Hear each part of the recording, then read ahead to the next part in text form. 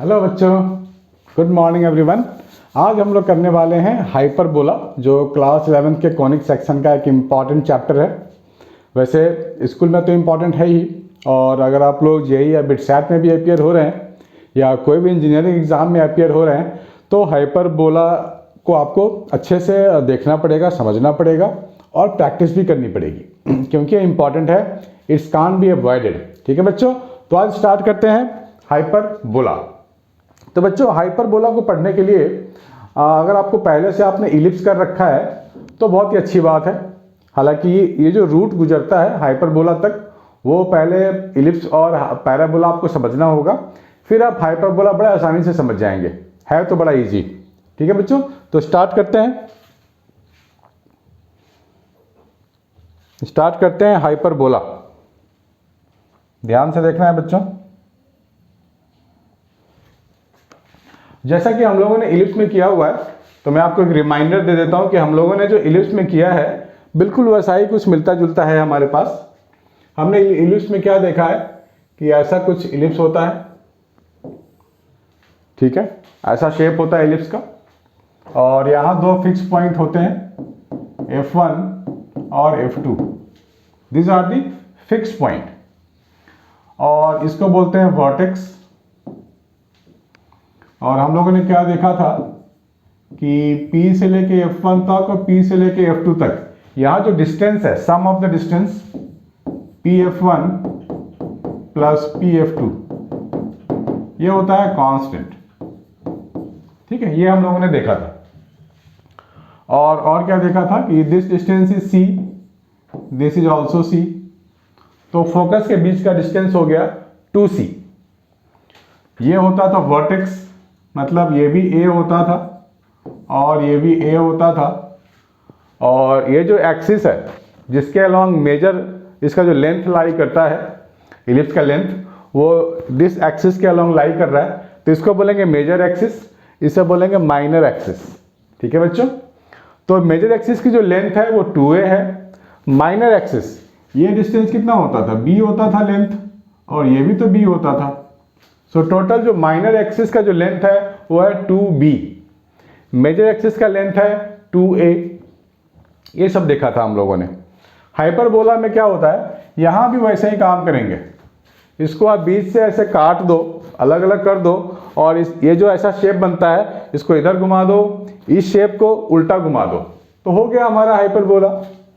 मतलब यहां हम लोग एक पॉइंट P लेने वाले हैं, ये F1 है, और मान लेते हैं इधर F2 है, ऐसा। इसमें से थोड़ा अलग ये है, यहां सम होता था कांस्टेंट, यहां पे सम नहीं होगा, यहां पे डिफरेंस होगा। Big length minus small length, PF2 minus PF1 constant. ठीक है, इस फंडे पे काम करेंगे। ये जो पॉइंट है दिस विल कीप मूविंग, यहां से भी डिस्टेंस आएगा कुछ, दिस इज P, तो PF2 minus PF1 same constant है। यहां से भी कुछ आएगा, कुछ इधर आएगा, कुछ इधर आएगा, तो हम लोग के पास एक शेप मिलता चला जाएगा ऐसा। ठीक है बच्चों, ये ऐसा शेप होगा। तो यहां पर ऐसे दो पॉइंट होंगे, एक पॉइंट इधर है तो एक पॉइंट इधर भी हो सकता है। ये पॉइंट यहां ले सकते हैं P, या फिर आप Q कह लो, QF1 माइनस QF2 ऐसे लिख सकते हैं। QF1 minus QF2 is equal to constant, ये लिख सकते हैं। यहां वो पॉइंट हो सकता है, वो पॉइंट यहां हो सकता है, यहां हो सकता है, राइट। ठीक है, QF1 माइनस QF2, तो यहां भी मुझे एक फिगर मिलता चला जाएगा। तो एक ऐसा बन गया, डबल पैराबोला मिल गया ये, राइट। डबल पैराबोला है ना, एक छाता इधर खुल गया, एक छाता इधर खुल गया। तो कहने का मतलब यह है कि हमारे पास डबल पैराबोला होगा और दोनों एक दूसरे के अपोजिट होंगे, एक इधर और एक इधर। इसी को हम लोग बोलते हैं हाइपरबोला। और ये जो फोकस को जो लाइन ऐसे जोड़ेगा, this is called transverse axis. थोड़ा सा नाम का आपको नया नया टर्म मिलेंगे बच्चों, तो इसको देख लो, समझ लो। फोकस को जोड़ने वाले लाइन को बोलते हैं ट्रांसवर्स एक्सिस, दिस वन। और इनके परपेंडिकुलर लाइन ऐसे जाएगा, इसको बोलते हैं कॉन्जुगेट एक्सिस, कॉन्जुगेट एक्सिस। तो यहां जो है ये जो पॉइंट मिला है, पॉइंट ऑफ इंटरसेक्शन, इसको बोलेंगे ओरिजिन।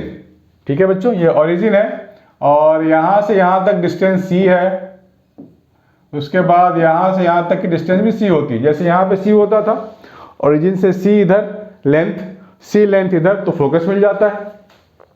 तो यहां भी ओरिजिन से c लेफ्ट, ओरिजिन से c राइट की तरफ जाएंगे तो हमारे को मिल जाएगा डिस्टेंस बिटवीन द फोकाई, ये। और ये जो पॉइंट है इसको बोलते हैं वर्टेक्स। ये भी तो वर्टेक्स था ना, this one is the vertex, this one is the vertex. तो ये भी, यहाँ पे भी दो वर्टेक्स है, बिल्कुल मिलता जुलता है।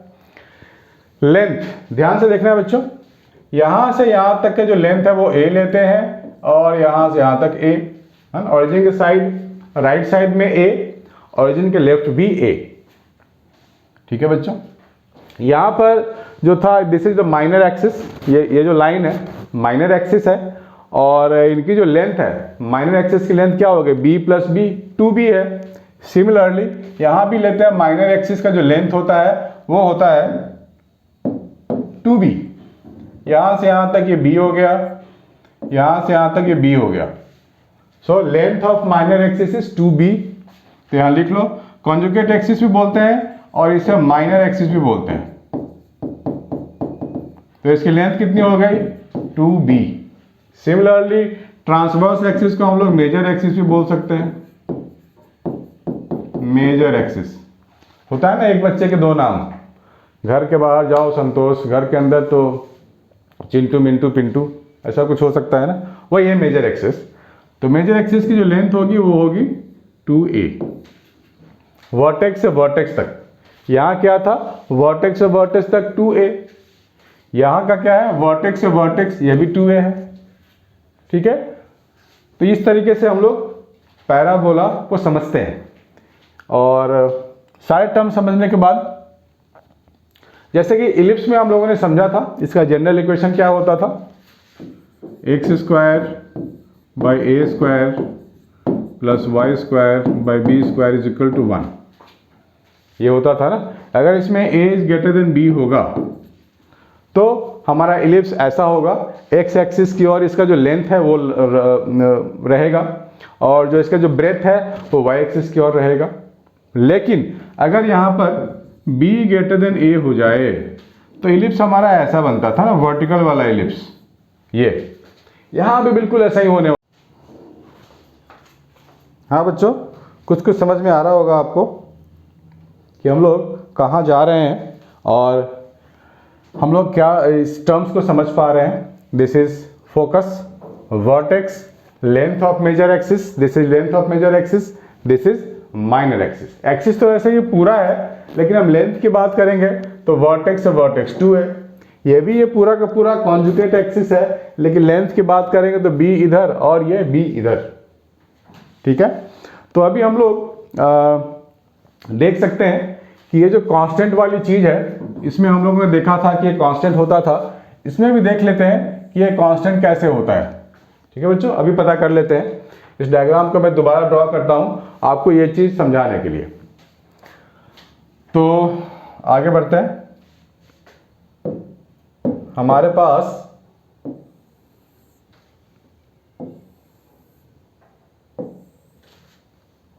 This is hyperbola, this is what, f1, this is f2।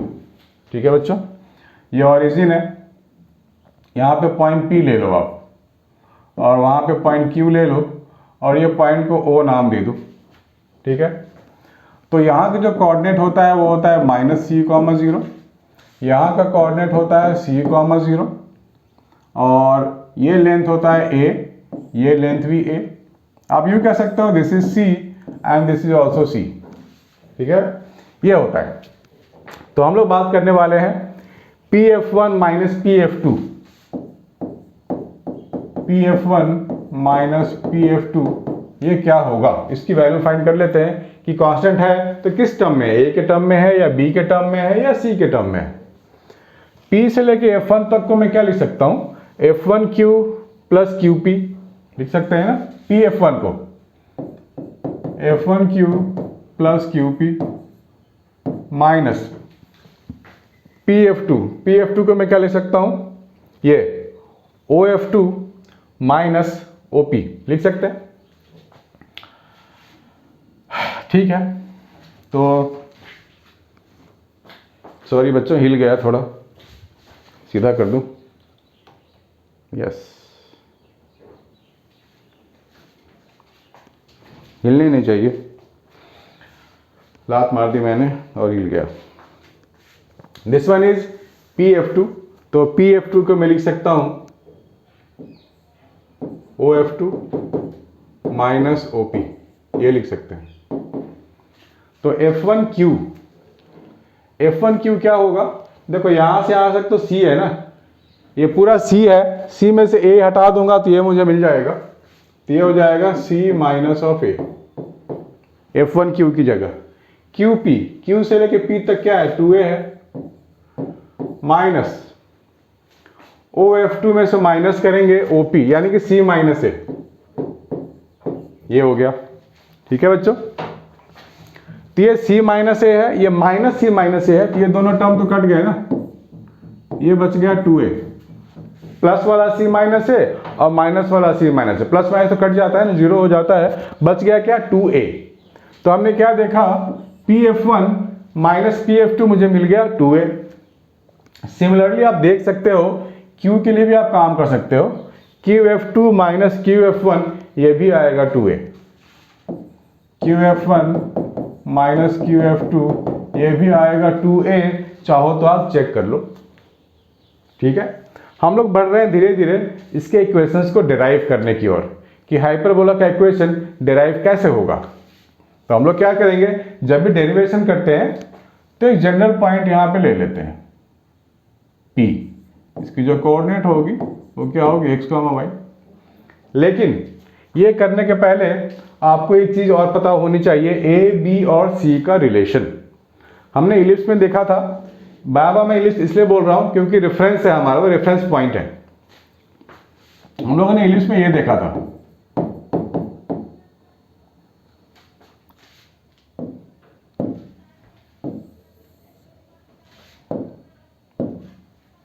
A square minus C square is equal to B square, ये हमने इलिप्स में देखा था। लेकिन हमें इसमें क्या इस्तेमाल करना है, A square plus B square is equal to C square, ये हमें इसमें इस्तेमाल करना है। ठीक है बच्चों, ये ABC का रिलेशनशिप है जो आपको मालूम होनी चाहिए। इसके डेरिवेशन आपको नहीं करनी है, ऐसा कोई सिलेबस में नहीं है, NCERT में नहीं है कोई डेरिवेशन, ये आपको टर्म्स मालूम होना चाहिए, दैट्स इट। तो हमने क्या किया, एक पॉइंट ले लिया Px, y, तो यहां से लेकर के F1 तक और यहां से लेके F2 तक। ठीक है, दो लाइन हमने ड्रॉ कर दिया, तो मैं क्या लिखूंगा, वही लिखूंगा PF1 minus PF2 is equal to what, 2A। ठीक है, 2A, बाकी सब हटा देता हूं मैं, जरूरत नहीं है।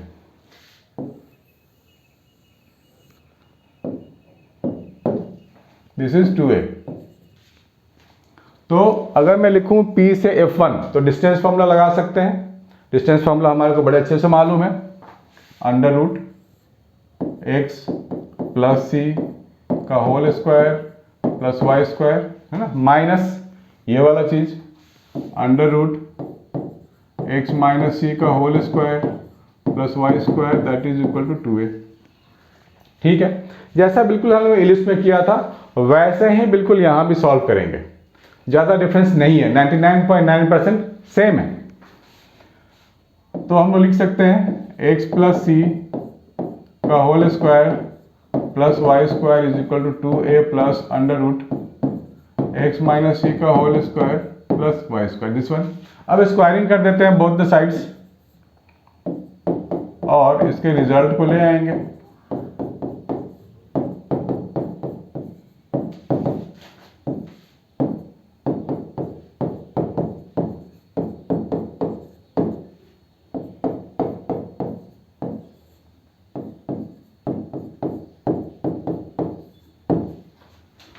ठीक है बच्चों, तो इलिप्स की तरफ आगे बढ़ रहे हैं हम लोग। जिसने इलिप्स किया होगा बड़े आराम से कर लेंगे, इससे जो जो कट सकते हैं काट देंगे। वाई स्क्वायर भी कट गया, माइनस 2x है इधर ना, इसको इधर ले आएंगे तो प्लस 2x यहाँ पहले से ही है, तो मुझे क्या मिल जाएगा 4xc मिल जाएगा, तो इसका भी काम खत्म हो गया। 4a स्क्वायर है, इसको आप लेफ्ट की ओर ले आओ तो माइनस 4a स्क्वायर हो जाएगा is equal to 4a under root, ये मिल गया, है ना आसान। अब यहाँ से 4 4 4 तो कॉमन है, कट जाएंगे सारे में से, और मेरे पास क्या बचेगा xc minus a square is equal to a under root x minus c का whole square plus y square, this one. बड़े आसान है बच्चों, इसको आप दोबारा अगर स्क्वायर करोगे तो रूट हट जाएगा, इधर होल स्क्वायर आ जाएगा, ठीक है। दोबारा स्क्वायर कर देते हैं, तो ऐसे करके आप स्क्वायर लगा दो, ऐसे करके आप एक स्क्वायर लगा दो, तो क्या मिल जाएगा मुझे a स्क्वायर। तो यहाँ से मैं फ्रेश दोबारा स्टेप्स कर लेता हूँ, यहाँ तक तो होपफुली आप लोगों ने समझ गए होंगे।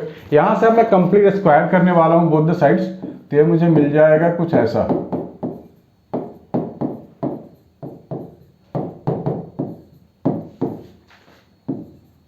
a square plus b square minus 2xc plus y square, ठीक है।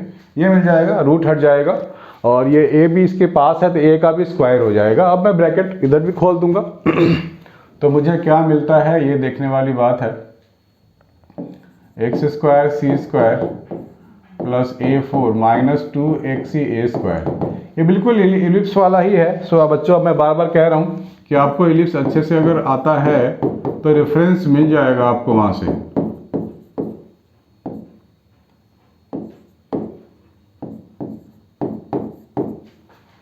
ठीक है। तो माइनस 2, देखो ये सारे टर्म्स जो है इक्वल जैसे हैं वो कट जाएंगे, और सी स्क्वायर को मैं वापस डाल दूंगा a square plus b square, तो चीज़ें बहुत ही आसान हो जाएंगी, क्योंकि c मुझे चाहिए नहीं, मुझे चाहिए x y और a b के टर्म में चाहिए, जो बिल्कुल इलिप्स की तरह मिलता जुलता इक्वेशन आएगा। x स्क्वायर है, this is a square plus b square, this is a4 a square x square, c square होता है a square plus b square, this one, ये होता है। तो मैं यहाँ पे इसको और एक्सपैंड कर रहा हूँ, x square a square plus x square b square plus a4, ठीक है। और इधर जो चीज़ें हैं उसके लिए भी मुझे एक्सपैंड करना पड़ेगा, ये हो जाएगा a4 प्लस ए स्क्वायर बी स्क्वायर प्लस ए स्क्वायर वाई स्क्वायर, ये दोनों कट हो गए, a4 भी कट हो गया आपका, ठीक है बच्चों। अब जो बच गए हैं उसमें से हमें एक्स बी और इधर ए बी और इधर ए वाई जो हमें चाहिए वो आ चुका है, तो x square b square minus a square y square is equal to a square b square, ये मिल गया है। अब मैं क्या करूंगा, थ्रू आउट डिवाइड कर दूंगा ए स्क्वायर बी स्क्वायर से, इधर भी और इधर भी। तो अब क्या लिखोगे, x square b square upon a square b square minus a square y square upon a square b square is equal to 1, ठीक है। ये तो पूरा कट के 1 हो गया, बी स्क्वायर चला गया, ए स्क्वायर चला गया, तो बचा क्या मेरे पास बच गया x square by a square minus y square by b square is equal to 1, ठीक है। This is the equation of required equation of hyperbola. तो इस केस में क्या है, हमने पॉइंट यहां लिया हुआ है, ठीक है। तो इस तरह का हाइपरबोला मुझे मिल गया। यहां पे क्या है, a is greater than b, लेकिन बिल्कुल इलिप्स में वापस जाओ, जब हमें मिलता था b ग्रेटर देन a तो शेप चेंज हो जाता था ना, वर्टिकल। ये तो हॉरिजॉन्टल हाइपरबोला है, क्योंकि इसका जो एक्सिस है वो कौन सा, एक्स एक्सिस है। और ये केस कब अराइज होता है, when a is greater than b। इसका उल्टा पॉसिबल है, when b is greater then a क्या होगा, जब b ग्रेटर देन a होगा तो आपको मिलेगा ये वाला पैराबोला, हाइपरबोला, है ना, वर्टिकल हाइपरबोला। पहले इसको नोट कर लो बच्चों।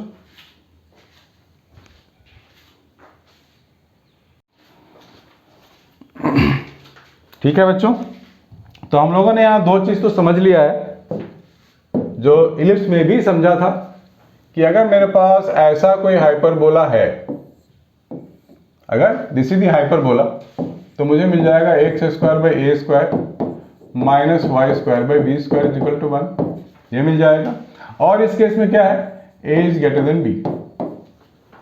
दूसरा क्या होता है, दूसरा ये हो सकता है, एनसीईआरटी में दो ही तरह के हाइपरबोला है, हॉरिजॉन्टल वाला और वर्टिकल वाला। यहाँ पे क्या होगा, x square by a square minus y square by b square is equal to 1। इस केस में क्या है, a लेस देन b है, ठीक है। और जैसे हम लोग डील करते थे क्वेश्चंस में इलिप्स के लिए कि जब चेंज हो जाता है इलिप्स का इक्वेशन तो a और b को स्वैप कर देते थे, बिल्कुल यहाँ भी वैसे ही करेंगे। जब हम लोग लेटस रेक्टम, यहाँ भी लेटस रेक्टम होगा, फोकस से जो लाइन पास करता है परपेंडिकुलर टू द एक्सिस उसको लेटस रेक्टम बोलते हैं, एल आर लेटस रेक्टम। इसकी लेंथ होती है 2b स्क्वायर बाई ए, ठीक है। तो ये आपको देखना है। और एक चीज आपको बात करनी पड़ेगी, इसेंट्रिसिटी जो हम लोगों ने इलिप्स में भी देखा था। सी को क्या लिखते हैं हम लोग, सी को लिखते हैं हमेशा ए ई। दैट मीन्स ई जो होगा वो होगा सी बाई ए, ठीक है। सी क्या होता था, फोकस, ये पूरा डिस्टेंस सी होता था और ये डिस्टेंस ए होता था। तो यहाँ क्या है, c is greater than a, right, c is greater than a, यानी कि जो इसेंट्रिसिटी आएगा वो तो 1 से ज़्यादा आएगा। मतलब कहने का ये हो गया कि अगर मैं सी 10 लेता हूँ तो जो ए होगा वो 10 से कम होगा, हो सकता है 8 हो जाए, राइट। तो ये ग्रेटर देन 1 ही हुआ ना, तो ये हमेशा हाइपरबोला में फॉलोड होगा। हमने इलिप्स में क्या देखा था, इलिप्स में देखा था ई 0 और 1 के बीच में होता था, फ्रैक्शंस होता था। यहाँ ऐसा नहीं है, यहाँ 1 से ज़्यादा होगा, 1.1, 1.2, 1.5, 2, 5, 10 कुछ भी होगा, लेकिन 1 से ज़्यादा होगा क्योंकि C is bigger portion, A is smaller portion, ठीक है बच्चों। तो इस तरह के क्वेश्चन भी आपको आने चाहिए कि इसेंट्रिसिटी कैसे फाइंड करने को आता है, तो we can do it very easily. Latus rectum का लेंथ फाइंड करने को आ सकता है, वर्टेक्स आ सकता है, this is the vertex, focus आ सकता है। तो हम लोग अभी एनसीईआरटी के क्वेश्चंस भी करके देखेंगे, प्लीज मेक ए नोट।